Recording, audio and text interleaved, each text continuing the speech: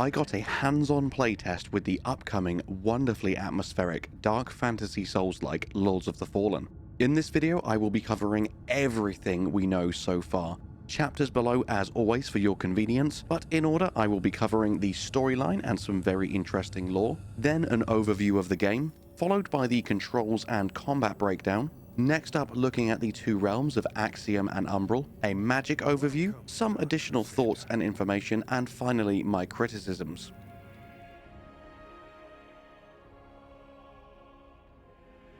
After an age of the cruelest tyranny, the demon god Adir was finally defeated by mankind's greatest heroes, the Judges. But gods do not fall forever, and so was formed the Hallow Sentinels, to stand vigil for signs of his return. This holy brotherhood erected magnificent beacons throughout the kingdom, to repress any last remnant of the demon god's malignance, as his colossal corpse rotted underground. But even death in all its sublime finality could not silence the fallen god, and in time, Adir's noxious whispers pervaded the earth once more. Enticing those that had sworn to oppose him, the sentinels fell, and with it, so were the beacons corrupted. Adir's demon hordes ravaged the lands, cleaving a path of bloodshed through which their great lord might ascend. Now, after centuries of warfare, the demon god's resurrection draws nigh. Humanity's only hope of survival lies with the Church of Aureus, disciples of the Radiant God, Adir's arch-nemesis. This devout union recently unearthed a device of ungodly power, a lantern that grants its bearer the ability to cross between the realm of the living and that of the dead. Though sacrilegious by its very nature, the Church has no choice but to bestow this black art upon their most devout and ferocious of champions, the Dark Crusaders, as a last desperate attempt to destroy Adir. Only they who shun the light to fight the darkness possess the power to defy a god. As one of the fabled Dark Crusaders, you must embark on an epic quest to overthrow Adir, the demon god.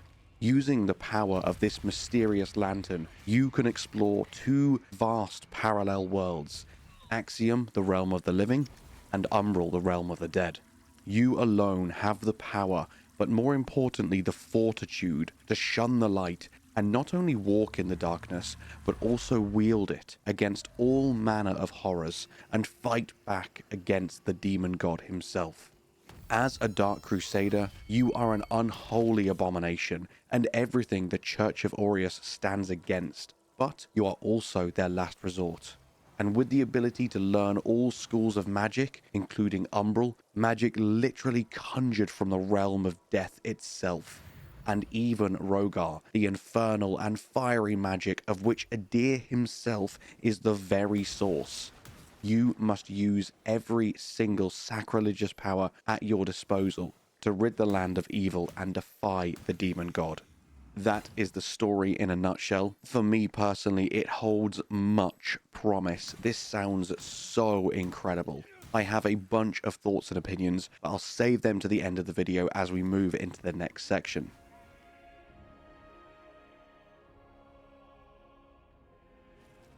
Let's start the gameplay overview by talking about some of Lords of the Fallen's more unique selling points.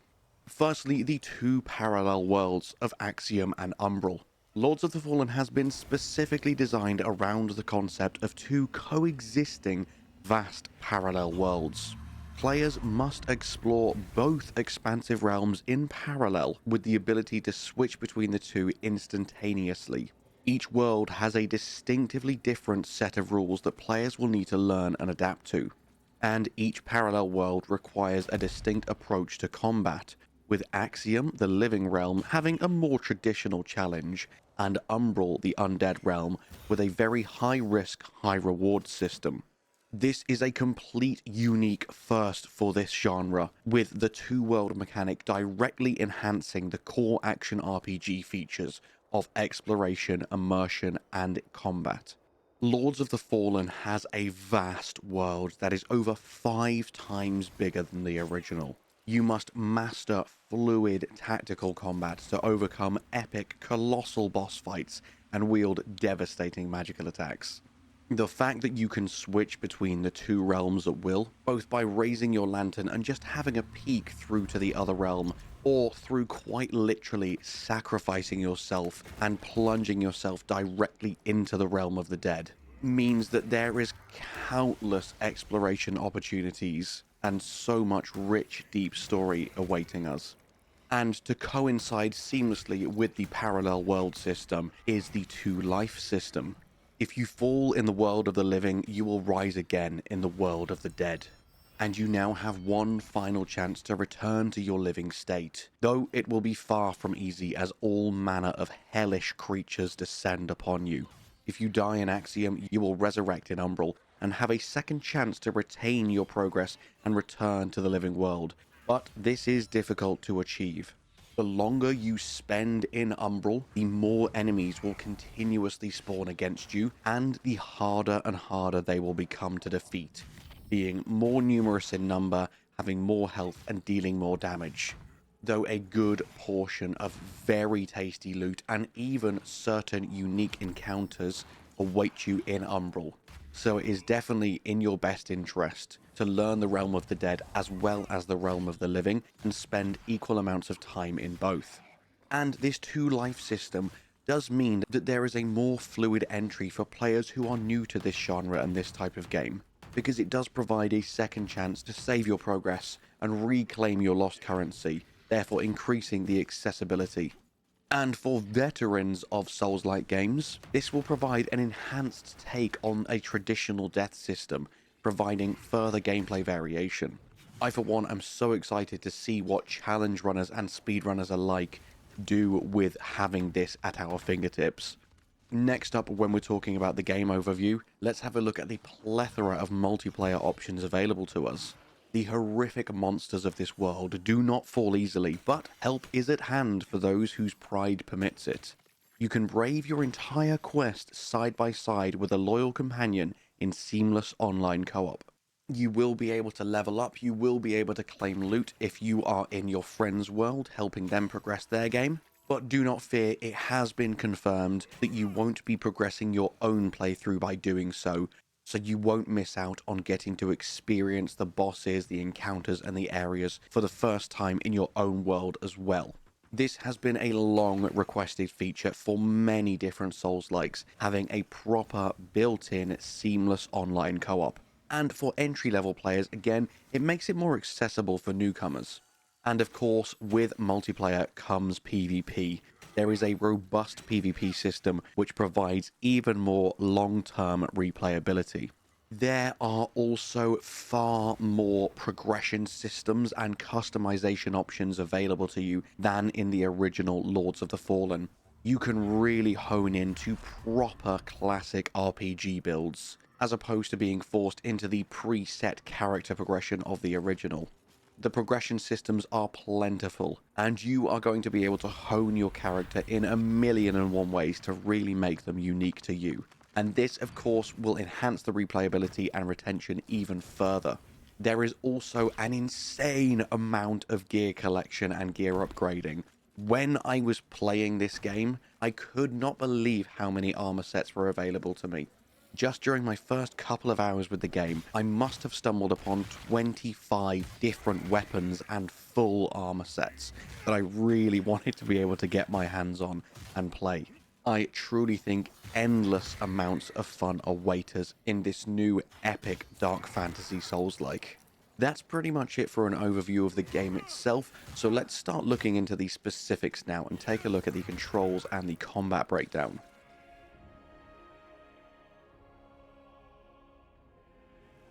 Firstly, here is a look at all of the key controls on an Xbox controller, a PlayStation controller, and of course a keyboard and mouse.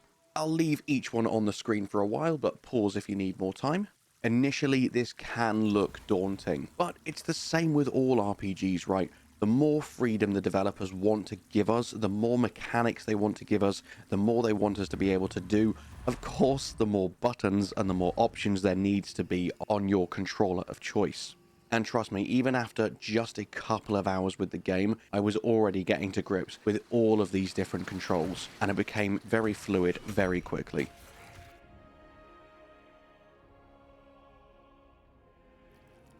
Now let's have a look at a few of the key combat mechanics. One of the first things that was explained to us was withered damage. Withered damage appears as this grey bar on your health bar, with obviously your real health appearing in red. And withered damage is taken after certain actions, such as soul flaying, which we will cover in just a second. You will also receive withered damage when you heal in the world of Umbral. So, for example, if half your health is missing and you heal, you will regain a quarter of your health as actual health, and the final quarter will be withered. And what this means is that you need to hit enemies in order to fully regain your health. Kind of similar to Bloodborne, though there isn't a time limit. It stays there until you hit enemies. However, be cautious, because if an enemy hits you first, all your withered health will be lost instantly. Next up, as I already touched on it, we were taught how to soul flay. Soul flaying is one of the ways you can bring your lantern into combat with you. This will allow you to rip the soul out of an enemy's body and hit their soul to deal withered damage to them, just how you can be dealt withered damage yourself. If you manage to fill the whole bar with withered damage during the soul flay, you will stagger them and have a chance to do a unique front or backstab. And this unique finisher is known as soul reaping, and it will yield rare runes that are otherwise unobtainable. So if you are fighting a particularly tough enemy, you can of course soul flay them near the start of the fight to whittle their health bar down and give you more of a fighting chance. But the more efficient way to use it is to use soul flay as a finisher and make sure you are finishing them with the unique soul reaping attack. Soul flaying does use up your soul flay charges. Initially you only start with one, but you can acquire multiple through various upgrades. However, environmental soul flays, which we will touch on in just a few minutes, do not consume a charge. You can interact with the environment at will, and it won't affect your ability to use soul flaying in combat. And one final thing about soul flaying is it can't be used on most bosses. They are far too powerful, and they will just swat away your attempts like they are nothing. Unfortunately, for bosses, you are just going to have to get good, my friends.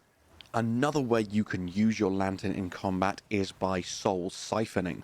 Soul siphoning is a way to replenish your soul flay charges, and also your vigor, which is your currency in the world of Mornstead. Siphoning soul flay charges from enemies will instantly make them aggressive and will initiate combat, even if you have managed to sneak up on them.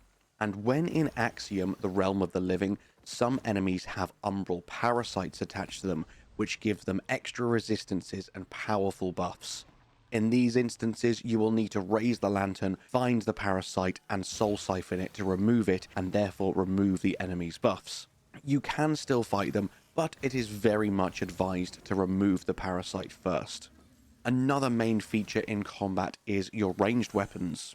I must admit, this is the mechanic I struggled with the most, because you must choose between your ranged weapon and your lantern. And in the heat of combat, it is very easy to forget which one you've got equipped.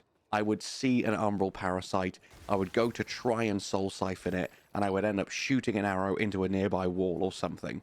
So the controls are a little bit daunting, there is so many of them, but I'm sure after a few more hours of play, it will all become second nature to us. The way ranged combat works is brilliant because it means you don't have to keep switching out between your ranged weapon and your melee weapon. And as you can see here, you can switch between 3 different types of ammo at any one time. And you also have quick shots, which will automatically shoot whatever enemy you're locked onto, and aimed shots, which, as the name suggests, you will manually aim yourself. And finally, my favorite combat mechanic, parrying and backstabbing.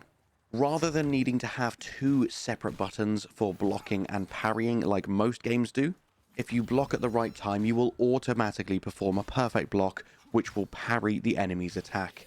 For weaker enemies, this will be an instant posture break, and you can then perform a riposte, also known in Lords of the Fallen as a front stab. For tougher enemies, it will require a few perfect blocks.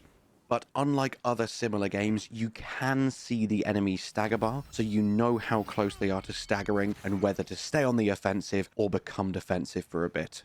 The other way you can perform critical attacks is by getting behind the enemy and fully charging a heavy attack. Again, as long as it posture breaks the enemy, just like with perfect blocking, you can then move in for a backstab. That is most of the main combat mechanics and controls, apart from magic, which will get its own section later. So now let's deep dive into the worlds of Umbral and Axiom.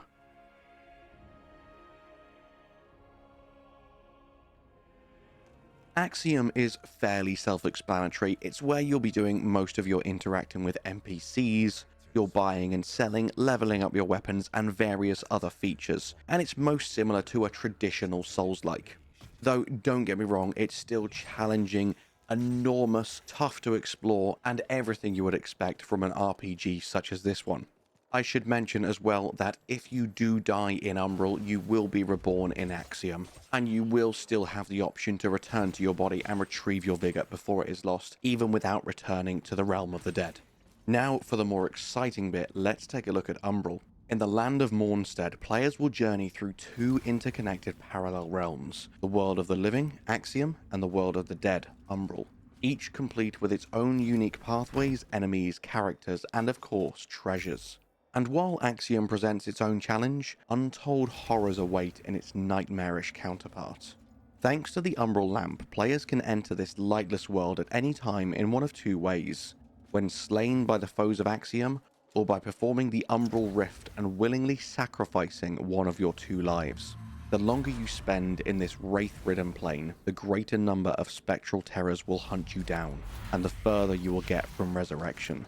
So, why should you go to Umbral? Well, sometimes you need to go there to progress through a mandatory path, and if you are not sure whether to perform an Umbral Rift, you can peer into the realm of the dead by raising your lantern to see what secrets the dark world holds. You can then perform an Umbral Rift and plunge completely into Umbral to begin exploring. You will now be able to reach new areas, discover secrets, and obtain powerful loot, along with unlocking shortcuts and alternative paths. Beware how long you spend in this realm though, because enemies do get significantly stronger the longer you stay here, so always know where your nearest vestige seedling is, and keep an eye on the ever-watchful eye that determines the power of the enemies in this realm. Talking of vestiges, these are effectively your checkpoints. You have forged vestiges and ancient vestiges. You can only have one forged vestige at any one time, and it requires a rare resource to be able to do so. So be very cautious when doing this, and only do so if you absolutely have to. Ancient vestiges are permanent checkpoints and will allow you to do things such as leveling up, resetting the world, restoring health items, teleporting to other vestiges, and resurrecting back to Axiom. Forged vestiges can only be created on beds of umbral flowers located throughout the game world, and these can be spotted when you peer into Umbral using the lamp or by noticing the flowers in Axiom. Additionally, to help you, the lamp's UI will flash blue when an umbral bed of flowers is nearby. Forging a vestige does require a vestige seed, and as I say, they are very rare, usually only sold in limited supply by vendors or by killing mini-bosses. As you'll have gathered by now, there are many uses for your lamp in this world. Peering into Umbral, Umbral rifting, siphoning, flaying, so definitely don't just rely on your sword or your crossbow. You want to get really familiar with using your lantern, because it is truly an embedded part of your character, and you will be absolutely lost without becoming familiar with it. Now let's take a look at the three schools of magic in the Lords of the Fallen.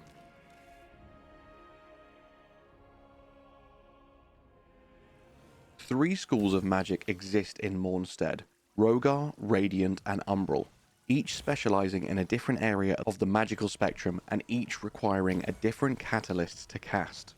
Alongside standard attacks, you can map up to 4 additional magic skills to your controller for immediate access. As you can see here, using an Xbox controller as an example, they are bound to RB, RT, Y, and X.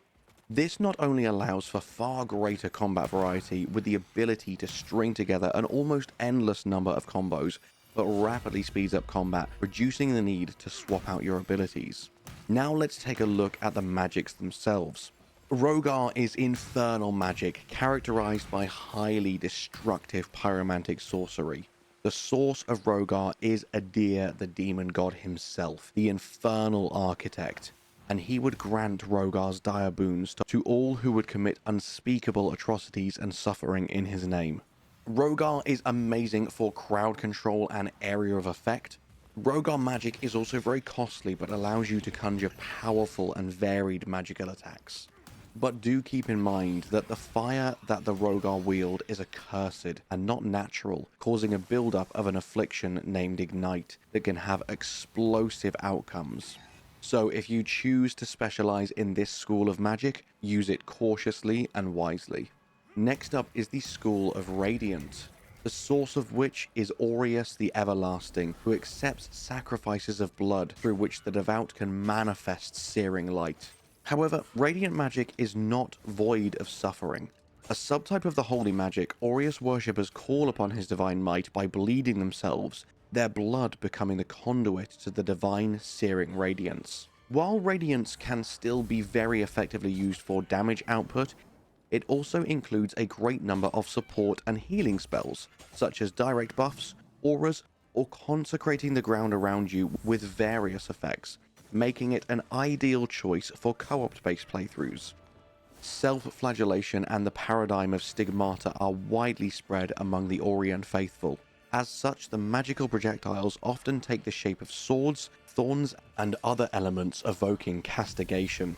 The light of Aureus is nothing but unnatural, and exposure to it yields the build-up of an affliction called Smite. And finally, we now take a look at Umbral magic, the source of which is completely unknown, and is said to be so ancient and horrid that its secret is probably best left undiscovered. Should they choose to, players can unearth the secrets of the Umbral in the bowels of the mountain.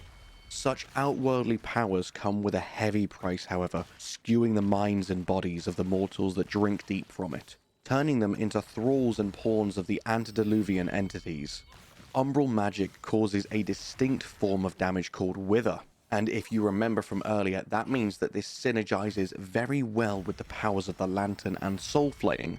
While the damage output is much higher, the recipient can recover some of the lost HP by landing successful hits within a period of time.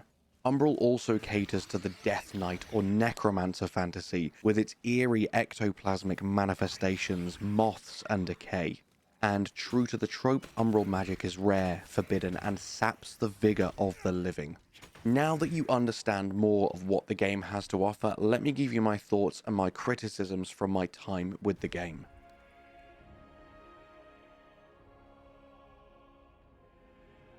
Now let's talk about my thoughts and criticisms. We'll start with the good and then move on to the bad. There honestly is an absolute ton of pros I can talk about when talking about Lords of the Fallen. Firstly, the game world is gorgeous. I love the story and I love the aesthetic. Dark fantasy, gritty areas, and horrific monstrosities are everything I love in games like this. The game world truly is gorgeous. It's really, really cool to play and live and breathe. The atmosphere is eerie and haunting, and you feel on edge in the best kind of way for most of the game, which makes their moments of relief even more relieving when you finally go back to the hub to upgrade your gear or complete a quest. The sense of safety you get is even more relieving and overwhelming because you know as soon as you step outside them doors again or teleport to another vestige, all manner of horrors await. For me, it's one of the most atmospheric games I have played recently, and I'm really, really excited for you to get to try it out as well. In regards to the actual gameplay mechanics, definitely the biggest pro for me is parrying. I think the parrying system works really well, and I think it's very intuitive to use once you learn the parry timings for enemies, of course. It feels really weighty and impactful without being sluggish, and honestly, where I could, I literally blocked and parried and riposted every single enemy because it's godly. It's such a good system. It's done really, really well. I personally didn't get time to try out any of the spells, but from what we've seen and what you've seen in this video, they also look amazing. So I'm sure there is much to love about the combat system itself, so I truly am very excited to get my hands on this game again soon. Next up, all of the NPCs you meet are incredibly well voice acted, and each one is uniquely beautiful in their own way. There is such a varied cast of characters, and every single new NPC that you meet is such a great experience. Another one of the really big pros for me as someone who likes a lot of variety in their games so they don't get bored is the huge variety of weapons and armor.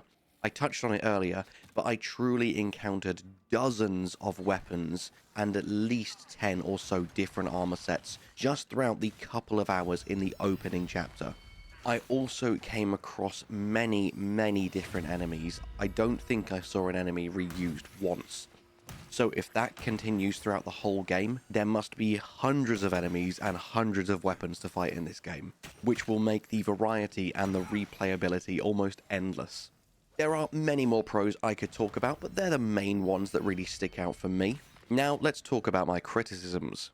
Obviously, we're still 2 months away from release, so please bear this in mind. The developers were very keen to take feedback and improve the game, and they are actively doing so as we speak. With that being said, one of the main things for me was that the combat can feel janky. Very similar to 2018's Vampire, when you attack, you kind of lunge forward a little bit. It's not too noticeable in the footage, but it is when you play. This is something that I did get used to with Vampire, but at first it felt really unnatural and I did not enjoy it, and I get the same feeling when I play this game. And it also means because you have that weird little lunge, that it's super easy to overextend your attacks. Sometimes if you're not locked on, you will miss your enemy entirely. In worst case scenarios, because you do lunge more than you're expecting to, it's very easy to throw yourself off ledges and just die and lose all your progress. It feels like many of your attacks push you too far in one direction or another. And in some of the more precarious areas, it was very scary to do any combat. Because in certain areas, especially Pilgrim's Perch, there is a lot of Metroidvania-esque platforming. And I suck at platforming, and I hate platforming, so this just added to the terror of that awkward combat potentially killing me. As previously mentioned, however, the exception being blocking and parrying. As you are stationary, you don't have to worry about movement too much, and the parry and riposte system really is godly, so I pretty much just used that whenever I could. As an extension of that jankiness is the running and jumping. There's more than a few times where I did an attack that I didn't want to because my character hadn't fully stopped the running animation, so I'd throw myself past an enemy and end up getting ganked. And considering just how many platforming sections there are, which I hate, I do not want platforming in my non-platforming games. The jumping can be a bit tough to get used to. There's so many times where I'd try and jump onto this spinning platform being held up by ropes, and I would nudge one of the ropes holding it up and just be pushed to my death, which was very painful, then knowing I needed to run through this whole area again to get back to my body. Also, enemies are ready to gank you at a moment's notice, as every good Souls-like should. But it's far too unforgiving, because so few actions don't give you iframes. There was one section I was stuck on for so long, because I would try to climb up a ladder, and there was a dual-wielding axe enemy waiting at the top of the ladder, and as I was coming to the top, he was literally charging up an attack, and before I'd even got off the ladder, he would literally just slam his axes down on me, knock me to my death. Because the fall damage is also very unforgiving, so I would literally fall a couple of feet and die and have to do that whole section again and again and again. If you are fighting more than just 2 enemies at once, it can be a bit of a clusterfuck as well because of how locked into your attacks you get. This one could just be me not knowing the game well enough yet and needing to learn the controls and the mechanics a bit better, but by this point I'm extremely familiar with Souls games, having done multiple Deathless runs and dozens of other challenge runs, and I still found it was way too easy to get overwhelmed. Next up, some of the environments felt too similar and it was far too easy to get lost. As a hardcore Souls fan and a hardcore open world RPG fan, I love exploration. I love getting lost and really having to learn the environments and my surroundings. But because of the lighting and the color palette of certain areas, everything looked identical, and I found myself running in circles for minutes at a time. And pretty much every time I just had to use the "are all the enemies dead here yet" method to figure out if I was somewhere new based on if any of the enemies were still alive. Which is great the first couple of times because you learn the enemies, you get to farm some more vigor, But if you die a few times to some cheap bullshit, this gets very tedious having to clear out every single area every single time when you just want to run past and move on with your life. Now, pretty much everything I've said during this rant section comes down to the controls just needing to be improved and feeling a bit more refined and less rigid, and they really are my only big criticisms for the game. As mentioned, there's a plethora of amazingly great features, so many positives to this game, and despite everything I've just said at the end, I love it so much that I have pre-ordered the Ultimate Collector's Edition, and I'm still ridiculously excited to get my hands on it. No, I haven't been paid to say that. At the point when I pre-ordered the Collector's Edition, I hadn't even been contacted by CI Games or Hexworks. I just love the game that much. So I really hope a few improvements are made to the combat before release, and then this could easily be one of my favourite games ever. That is it for everything I had to share with you today with my hands-on with Lords of the Fallen. So all that's left for me to say, my friends, is as always, thank you so much for watching. I hope you have an amazing day, and I'll see you in the next one. Bye bye.